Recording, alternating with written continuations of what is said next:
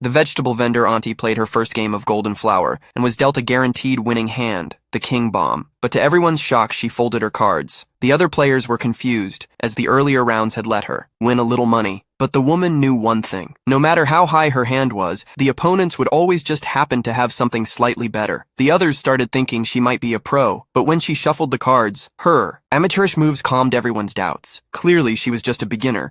Just as a rich second-generation heir tried to raise the stakes to 2,000, the woman's son rushed in and begged her to stop playing, because not long ago, he had fallen into a trap set by these very people, lost everything he had, and was left with a mountain of debt. In despair, he had attempted to jump off a building, only to be saved in the nick of time by his mother. To avenge her son, the woman had come to the gambling den. The son desperately tried to stop her, thinking she was just a vegetable seller, who knew nothing about gambling. What he didn't know was that his mother was once a legendary gambling queen. Her husband had been falsely accused of cheating and died as a result. His final wish was for her to stay away from gambling and raise their unborn child in peace. From that day on, she gave up gambling and raised her son alone by selling vegetables. But now, she had no choice but to pick up the cards again, as she sat down at the table. The gamblers mocked her, telling her not to embarrass herself, but she calmly replied she was here to win it all back. To fool them completely, she didn't even look at her cards and started placing wild bets. This move made the gamblers even more convinced she was just a newbie, but the woman knew that to lure her in, the two main opponents would purposely deal her strong hands in the beginning, and sure enough, she won several rounds in a row. Seeing this, the rich heir raised the stakes,